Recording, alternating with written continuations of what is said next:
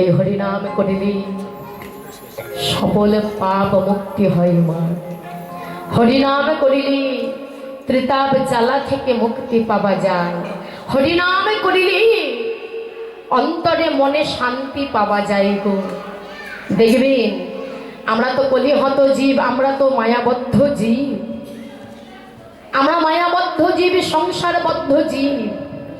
আমাদের সংসারে সকলে কেউ বলতে পারবে না যে যার যত টাকাই থাক, কোটি কোটি টাকা ব্যাংক ব্যালেন্স থাক, মা রাজপ্রাসাদের মতো বাড়ি থাক, কেউ বলতে পারবে না যে আমার সংসারে কোনো অশান্তি নাই, আমার মনে কোনো কষ্ট নাই। কেউ বলতে পারবে? টাকা থাকলে, পয়সা থাকলে, বড় বাড়ি থাকলে যে মনে শান্তি থাকে, কখনো থাকে না গো। কিন্তু মাগো দেখবে এই হরিনামের যদি একবার হরিনামের সুধা পান করা যায়, একবার যদি বদনে হরিনাম করা যায়, হরিনামকে শ্রবণ করা যায়, মন থেকে যদি হরিনাম করা যায় মা, দেখবে সেই সময়টুকুর জন্যে কোনো দুঃখ, কোনো অশান্তি কিন্তু থাকবে না, থাকবে। এই যে তোমরা এখন এখানে আছো, এখন আমাদের এখানে কোনো দুঃখ কষ্ট আছে, কিন্তু এই স্থানটি যখন পরিত্যাগ করে আমরা আপন ঘরে যাব, মায়ার ঘরে যাব, ওই সংসারে গেলে আমাদের প্রত্যেকের দেখবে আবার সেই ত্রিতাপ জ্বালায় আমরা জর্জরিত হয়ে যাব। হরিনাম করিলেই একমাত্র শান্তি পাওয়া যায়, কৃষ্ণ নাম করিলেই একমাত্র শান্তি পাওয়া যায়। তাছাড়া কিন্তু এই জগতে কিছুতে আমাদের শান্তি দিতে পারে না। যে যত বড় আপনজন হোক না কেন, স্ত্রী বলুন, পুত্র বলুন, কন্যা বলুন, পিতা বলুন, মাতা বলুন, যেই বলুন না কেন, এরা আমাদের যদি শান্তি দিতে পারে ক্ষণেকের জন্য মা, কিছু সময়ের জন্য আমরা সুখ পাই, শান্তি পাই, চিরস্থায়ী শান্তি সুখ থাকে আমাদের? থাকে না। এই প্রত্যেকে মায়ার সংসারে প্রত্যেকে আমাদের ভালোবাসে। কেমন ভালোবাসা? না স্বার্থের ভালোবাসা গো। স্বার্থ ছাড়া কেউ কাউকে ভালোবাসে না মা। আমরা যতক্ষণ এই সংসারকে কিছু দিতে পারবো, ততক্ষণ কিন্তু সংসারে প্রত্যেকে আমাদের ভালোবাসবে। যতক্ষণ আমাদের যৌবন আছে, যতক্ষণ আমাদের চলবার ক্ষমতা আছে, যতক্ষণ আমরা কর্ম করতে পারবো, ততক্ষণ কিন্তু প্রত্যেকে ভালোবাসবে। বিচার করে দেখবেন, যখন কর্মক্ষমতা কমে যাবে, যৌবনে ভাটা পড়ে যাবে, আমাদের চলবার শক্তি থাকবে না, সংসারের জন্য আমরা কিছু করতে পারবো না, যেদিন এই দেহখানি আমাদের জরাজীর্ণ হয়ে যাবে, যেদিন আমাদের দন্ত পড়ে যাবে, দৃষ্টিশক্তি চলে যাবে, বৃদ্ধ বয়স হয়ে যাবে, সেই দিন ঘরের এক কোণে অবহেলিতর মতো, অবলাঞ্ছিতর মতো পড়ে থাকতে হবে। সেই দিন কেউ ডেকে জিজ্ঞাসা করবে না, হ্যাঁ তুমি কেমন আছো? কিন্তু যতদিন আমরা কিছু দিতে পারবো, প্রত্যেককে আমাদের ভালোবাসবে। যেই বলুন না কেন, এই সংসারে প্রত্যেকে আমাদের ভালোবাসবে মা। যেমন গৃহস্থর দ্বারে অতিথি মা কতক্ষণ থাকে? যতক্ষণ অতিথি ভিক্ষা না পায়, ভিখারি ভিক্ষা না পায়।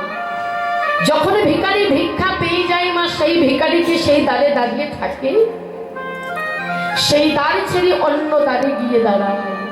যেমন গাছে পাখি বাসা বাঁধে কতক্ষণ, সেই গাছে যতক্ষণ ফল থাকে, সেই গাছের ফল যখন শেষ হয়ে যায়, সেই গাছকে ছেড়ে দিয়ে অন্য গাছে গিয়ে পাখি গিয়ে বসে। ঠিক তদ্রূপ এই মায়ার জগতে আমাদের কেউ কাউকে স্বার্থ ছাড়া ভালোবাসে না গো। স্বার্থ ছাড়া কেউ কাউকে ভালোবাসে না। যে যত বড় পরম আত্মীয় বলো না কেন, দেখবে এই জগতে যত যাকে যত বেশি ভালোবাসবে, যাকে যতটা আপন করবে, তার কাছ থেকে আমরা চরম আঘাতটা আগে পাবো। ওমা আজকেই দেখছিলাম, তোমরাও হয়তো অনেকে দেখেছো, আমাদের নবদ্বীপে যেটা ৮ নম্বর ওয়ার্ড গিরিধারী মন্দিরের পাশে, আজকেই দেখছিলাম ফেসবুকে, এক মায়ের 85 বছর বয়স, তার বৌমা কি করেছে তো জানো মা? দীর্ঘদিন ধরে, এটা আজকে প্রকাশ হলো, দীর্ঘদিন ধরে সেই মাকে হাতের মধ্যে দড়ি বেঁধে, পায়ে দড়ি বেঁধে, দুই পায়ে দুটো পাথর দিয়েছে, হেঁটোর মধ্যে দিয়েছে, দিয়ে তাকে চাপা দিয়ে রেখে দিয়েছে। আজকেই দেখছিলাম, অনেকেই দেখেছে, সেই মা তার বৌমার নাম হচ্ছে ঝর্ণা সরকার। সেই মা তার বৌমাকে ডাকছে, ঝর্ণা আমাকে খুলে দে, মা ঝর্ণা আমাকে খুলে দে। বলুন তো, যার জন্য পৃথিবীর আলো দেখলাম, যার জন্য স্বামী পেলাম, যার জন্য সন্তান পেলাম, ওই মায়ের জন্যই তো সে স্বামীটা পেয়েছিল। সেই মাকে এত কষ্ট দিচ্ছে, এত দুঃখ দিচ্ছে। বলুন তো, আমরা যে এত কষ্ট দিই, আমরা কি বিচার করি যে আমি আজ এই কষ্টটা দিচ্ছি, আমার জন্য এই কষ্টটা পাওনা থাকলো তার কাছে? আজ আমি যেটা করে যাব আগামী দিনে সেটা আমাকে পেতে হবে গো, সেটা আমাকে পেতেই হবে। আজ না হলেও 20 বছর পরে সেটা আমাকে ভোগ করতেই হবে। এই পৃথিবীতে আমাদের কেউ আপন নয়। আপনি যদি একমাত্র হয় আমাদের অনাদির আদি গোবিন্দ আমার গৌর হরি।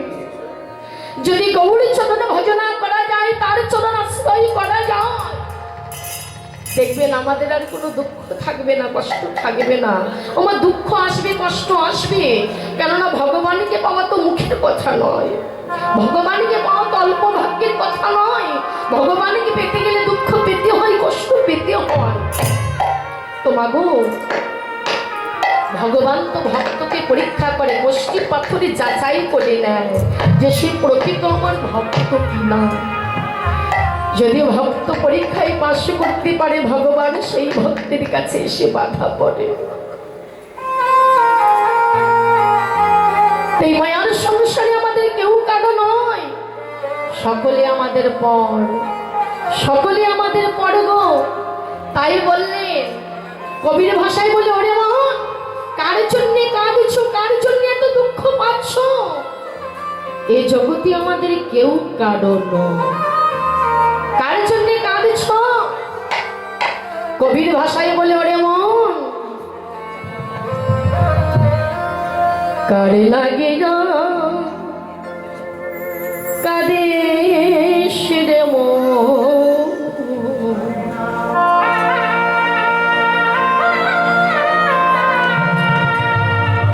এভাবে কেউ তো আপন নয় রে।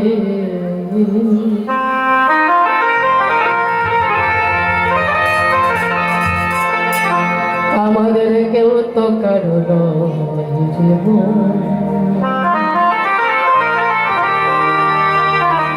কেউ তো কারো